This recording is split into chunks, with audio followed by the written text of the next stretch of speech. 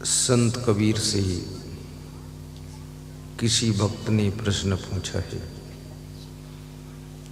कि मनुष्य इतना बुद्धिमान प्राणी होते हुए भी ये गंदी गंदी आदतों में कैसे फंस जाता है। इतनी गंदी तम्बाकू है उसको खाने लग जाता है, इतनी गंदी गालियां भी देने लग जाता है, और कितनी गंदी बीड़ी सिगरेट पीता है, कितनी गंदी मछली खाता है। इतना बुद्धिमान है लेकिन इतनी गंदगी को कैसे स्वीकार करता है।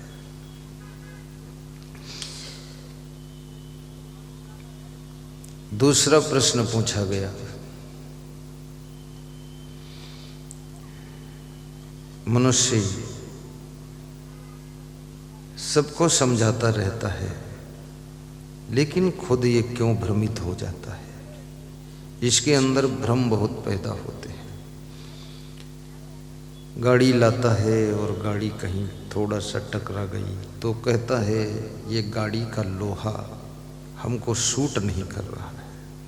लोहा कोई दाल भात है जो सूट नहीं करता। उसके अंदर भ्रम पैदा हो जाता है। कभी रात में उसको भूत प्रेत दिखाई देते हैं, कभी चुड़ैल दिखाई देती है, कभी ऐसा लगता है कि हमारे घर में आग लगी हुई है। रात में आग लगने के सपने दिख रहे हैं। कभी उसको दिखता है कि कौवा हमारी थप्पड़ मार कर चला गया है, अब किसी की मृत्यु हो जाएगी। ये भ्रांतियां हैं। कभी कोई छींक देता है तो भी ये मनुष्य डर जाता है कि अब काम बिगड़ जाएगा क्योंकि इसने छींक दिया है। कभी कोई एक आंख वाला मिल जाए तो फिर तुरंत भ्रम हो जाता है कि आज तो काम बनेगा ही नहीं। और कभी ये मनुष्य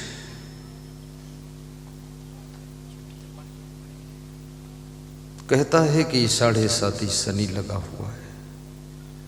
7.5 शनि का भ्रम, जिंद परिंद का भ्रम, ओझा बेगा नाउत जंतर मंतर तंत्र का भ्रम, 7.5 शनिश्चर मंगल टेढ़ा सीधा शकुन अपशकुन का भ्रम।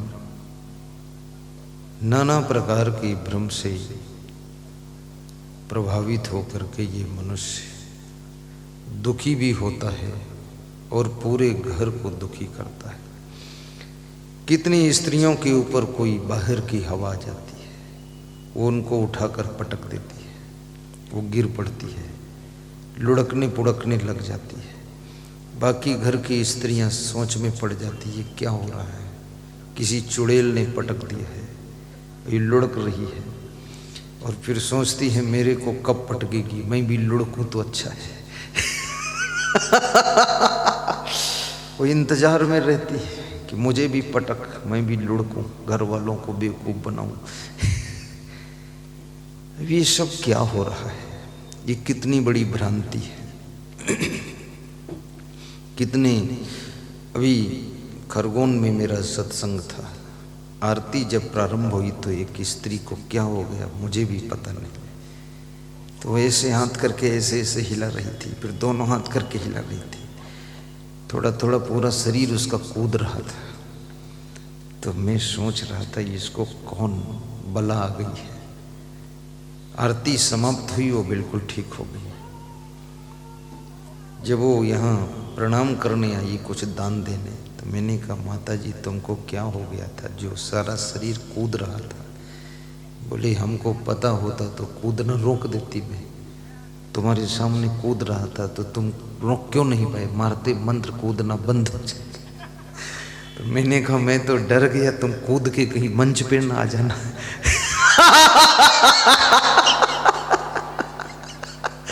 हाँ, कई स्त्री ऐसा उसका दिमाग पता नहीं क्या हो जाता है, गुरु जी को भी पकड़ ले, लिपट जाए, गिरा दे। ये सब कौन बला है? ये बला क्या है? बहुत बड़ी भ्रांतियां हैं। और ये भ्रांतियां सभी गांवों में फैली हुई है। शहरों में भी बहुत भ्रमित लोग हैं।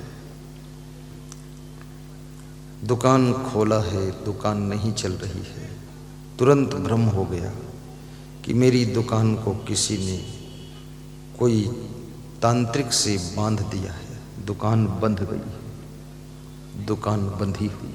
आहा, अब दुकान बांध दिया किसी ने, मकान बांध दिया किसी ने। ये सब भ्रम क्यों पैदा होते हैं? किसी के घर में पत्नी बीमार, पति बीमार, सास ससुर बीमार, बेटा बीमार, बेटी बीमार, तो भ्रम हो गया कि हमारे घर में किसी ने कुछ जरूर कर धर दिया है। लोग जलते रहते हैं, पड़ोसी लोग कुछ कर दिए होंगे। अब ये सारी भ्रांतियां फैली हुई है, इन भ्रांतियों से बचो। मैं निवेदन करूंगा, ये भ्रांतियों में कैसे तुम प्रभावित हो जाते हो।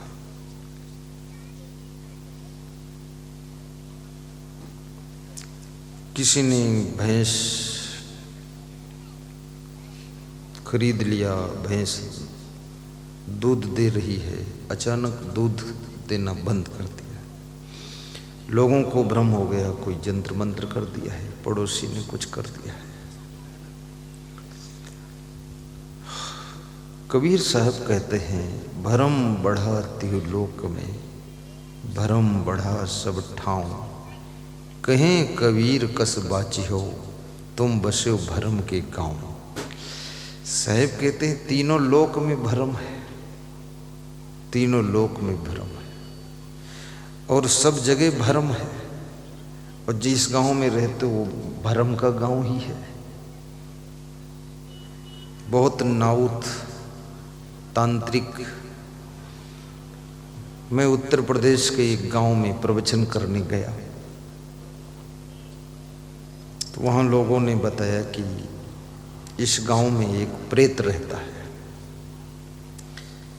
वो प्रेत ऐसा है कि आपके घर में चूल्हे पर दाल बन रही है तो दाल का बर्तन उठा ले जाता है और पेड़ के ऊपर टांग देता है। चावल बन रहा है उसमें टट्टी डाल के चला जाता है। और साइकिल आपने इस गांव में खड़ा किया है और चाबी दूसरे गांव में छोड़ देता है जाकर। तो उस समय मेरे पास में मिनी बस थी, तो मैंने कहा अगर प्रेत है तो मेरी बस का पहिया निकाल कर पेड़ पे टांग दे। बोले साधुओं से कुछ नहीं बोलता है। तो मैंने कहा साधु तो मैं हूँ, मेरी बस थोड़े साधु है। बस तो लोहे की है, बस तो बस है, जैसी सबकी बस वैसी मेरी बस। बोले नहीं नहीं, साधु का सामान भी डिस्टर्ब नहीं करता है। तो हमने कहा बड़ा समझदार प्रेत है ये। जब साधु को पहचानता है तो फिर उस प्रेत से बोल दो कि गुरुजी को दक्षिणा दे जाए 20 लाख रुपए। क्योंकि जब लोगों की साइकिल का पहिया खोल ले जाता है और चाबी इस गांव से उस गांव पहुंचा देता है तो लोगों के रुपये भी निकाल के लावे, दान करे कुछ हमें। बोले नहीं नहीं, ऐसा काम तो नहीं करता। तो हमने कहा क्या तुम्हारी सलाह से करता है? तुम सब जानते हो क्या करता है? एक परिवार के लोगों को लेकर आए, सब लोग बोले आप कुछ करो, आपसे ही ये कंट्रोल होगा। बोले ये परिवार तबाह हो गया है, इनके घर तो जीना मुश्किल हो गया है। ऐसा प्रेत प्रकोप कर रहा है। कुछ भी नहीं था, केवल मन का भ्रम है। तुम बीमार होते हो, ज्यादा खाने से बीमार होते हो।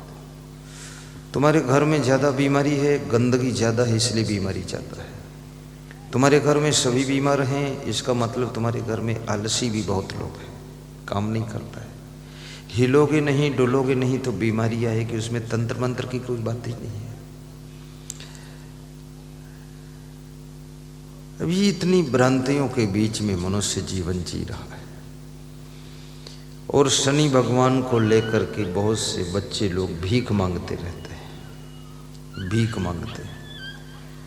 एक डब्बा में थोड़ा सा तेल रख लेते हैं, सरसों का तेल, उसमें लोहे के शनि भगवान टेढ़े मेढ़े काट के बोलते शनि भगवान, उसको डाल देते। तो मैं चित्तौड़ में गया था नारायण सेवा संस्थान में, तो वहाँ एक सरोवर है उदयपुर में। तो उस सरोवर के पास थोड़ा रुका था, तो वहाँ शनि भगवान को डिब्बा में लेकर बहुत से बच्चे घूम रहे थे, भीख मांग रहे थे शनि भगवान को दर्शन करा के। हमने बुलाया इधर आओ, हमने कहा शनि भगवान दिखाओ कैसे है। तो पकड़ के एक लोहा निकाला टेढ़ा मेढ़ा डब्बा से। तो हमने कहा इसको तुम तेल में क्यों डाले हो, तेल में भगवान डूब नहीं जाएंगे, सांस कैसे लेंगे। बोले तेल में नहीं डालूंगा तो लोहे की पत्ती है, इसमें मूर्छा जंग खा जाएगा। तो हमने कहा तो ये भगवान है कि लोहा है। बोले आपके लिए लोहा है, पर मेरा धंधा इसी से चलता तो मेरे लिए भगवान है। तो हमने कहा तो दान कहाँ लेते हो। बोले इसी डिब्बा में लोग रुपया छोड़ देते हैं। तो हमने कहा तुम्हारी बुद्धि कम है, छोटा सा दान डिब्बा अलग रखो, इसमें कोई छोड़ेगा तो 1 रुपये का सिक्का, 5 रुपये का सिक्का, 10 रुपये का सिक्का डालेगा, क्योंकि कागज़ का नोट तो तेल में डाला नहीं जा सकता। तो डब्बा अलग रख तो उसमें 100 का नोट भी दे देंगे लोग। बोले इतना ज्ञान किसी ने दिया। तो हमने कहा शनि भगवान तुझे ज्ञान नहीं दिए। बोले शनि भगवान नहीं दिए। हंस रहा था वो छोटा लड़का। और इस देश के अंदर इतने भिखमंगे लोग हैं। ये देश गौरवपूर्ण देश नहीं है। गर्व से तुम नहीं कह सकते हो जा करके कि मैं हिंदुस्तान का हूँ। यहाँ तुम कहीं गाड़ी खड़ी करो, भीख मांगने वाले बच्चे आ जाते हैं, तुम्हारी गाड़ी का शीशा खटखटाते हैं, बस बोलने लग जाते हैं दे दो भूखा हूँ। तो मैं लखनऊ भी गया था तो वहाँ यही हो रहा था। तो मेरी गाड़ी को 4-5 भिखमंगे लड़के वो सब तरफ से शीशा ठोक रहे थे, मतलब शीशा खोलो और बोल रहे थे दे दो भूखा हूँ।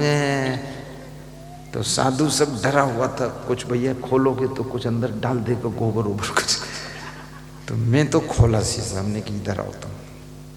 हमने कहा अपने बाप को जाकर पीटो कस के, बेईमान आदमी तुमको पैदा करके भीख मंगवा रहा, 8 साल की उम्र में स्कूल जाना चाहिए, तेरा बाप चंडाल है, मारने लायक है। ये कोई जानवर हो तुम कि तेरा बाप जानवर है, तुझे पैदा क्यों किया, भीख मंगवाता है। बोले बाप भी भीख मांगता है। हमने कहा तो उसको ठोको कस कस, उसके भीख से पढ़ो जा करके। ये हिंदुस्तान में तुम लोग भीख मांगते हो, कोई विदेश का, अमेरिका का, इंग्लैंड का, जर्मन, जापान, रशिया का व्यक्ति आए हमारे हिंदुस्तान का विजिट करने के लिए और उसकी गाड़ी तुम ठोकोगे ऐसे भीख दे दो, तो ये बेइज्जती नहीं हिंदुस्तान की, मूर्ख कहीं का। चल भाग, डपटा मैंने। तो जितने थे भिखमंगे सब खीसे काट के भागे कि पहली बार ऐसा ज्ञान दिया। हमने कहा रात में पीट देना बाप को, सब गिरा के। बेईमान बाप है ये, कोई जानवरों जैसे सुअर जैसे बच्चे पैदा करके छोड़ दिए हे करते घूम रहे।